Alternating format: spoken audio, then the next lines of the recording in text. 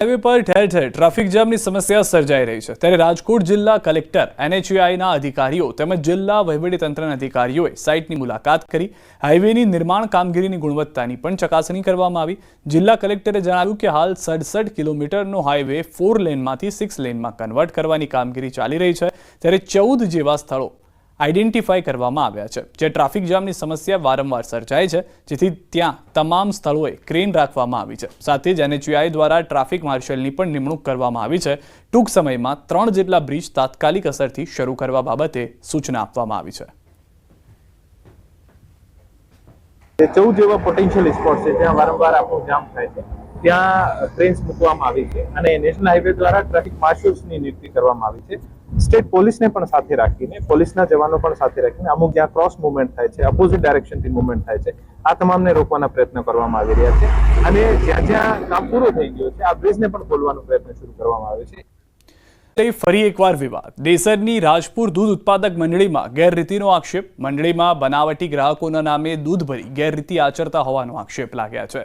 દેસર તાલુકા પંચાયત સદસ્ય રાજદીપસિંહ પરમારે બરોડા ડેરીના ડિરેક્ટર કુલદીપસિંહ રાહુલજી સામે આક્ષેપ કર્યા છે। રાજપુરમાં ઘર નથી, પશુ નથી, તેમ છતાં તેમના નામે દૂધ કેવી રીતે ભરાય તેવો સવાલ કર્યો। કુલદીપ રાહુલજી ગ્રાહક નંબર 158 બનાવી તેમના નામનું દૂધ વર્ષ 2024માં મંડળીમાં ભરાવ્યું હતું। આ મામલે રાજપુરના ગ્રામજન વનરાજસિંહ પરમારે પુરાવા સાથે તાલુકા પંચાયત સદસ્યને ફરિયાદ કરી હતી। તૂટતા 20 લોકોના મોત થયા પણ તેની સાથે સાથે એક નવી સમસ્યા પણ સામે આવી છે। આ બ્રિજ આંકલવ તાલુકાને વડોદરા ગ્રામ્યને જોડતો બ્રિજ છે જેથી આંકલવથી પાદરા જતા અનેક લોકો માટે રસ્તો બંધ થયો છે। આંકલવથી પાદરા GIDCમાં રોજગારી માટે જતા અનેક લોકોને મુશ્કેલી પડી રહી છે। હાલ લોકો ઉમટતા અને આસોદરથી ફરીને પાદરા સ્થિત તેમની ફેક્ટરીમાં જવું ખર્ચાળ બન્યું છે। સાથે આવવા જવાનો સમય પણ વધી ગયો છે જેથી પાદરા GIDCમાં કામ કરતા આંકલવ તાલુકાના યુવાનોની હાલત દયનીય બની છે તો આંકલવના ખેડૂતો જે પાદરા શાકભાજી વેચવા જતા તેમને પણ ફરીને જવું પડી રહ્યું છે જેના કારણે તેમની પણ મુશ્કેલી વધી છે।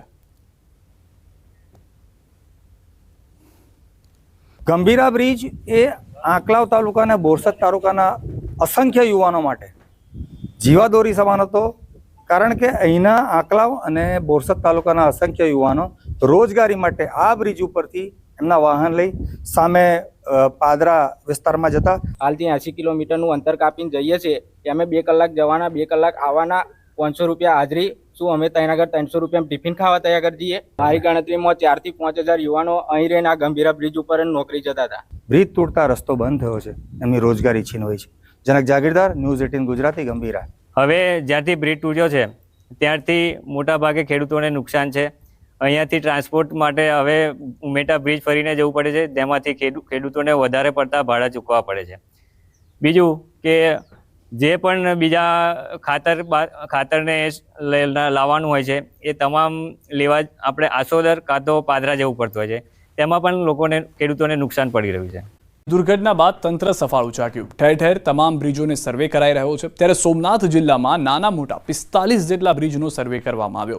સાથે જ્યાં ભારે વાહનો પર પ્રવેશબંધી કરવામાં આવી છે તેવા બ્રિજ પર બેરિકેડિંગ લગાવાઈ રહ્યા છે। સંબંધિત વિભાગોને પણ જરૂર જણાય ત્યાં રિપેર કરાઈ રહ્યું છે તેમજ વાહન વ્યવહાર બંધ કરવા સૂચના આપવામાં આવી છે। જિલ્લા કલેક્ટરના જાહેરનામાનું પાલન કરાવાઈ રહ્યું છે। ભારે વાહનો પ્રવેશ ના કરી શકે એટલા માટે ત્યાં બેરિયર લગાવવાનું કામ પણ અત્યારે પ્રગતિમાં છે જેથી કરીને એ જાહેરનામાનો ભંગ ના થાય અને જાણતા અજાણતા કોઈ દુર્ઘટના ના થાય એટલે એ તમામ પુલોના બંને છેડે ઉપર આપણે ભારે વાહનો પ્રવેશી ના શકે તે માટે એના બેરિયર્સ લગાવવામાં આવી રહ્યા છે।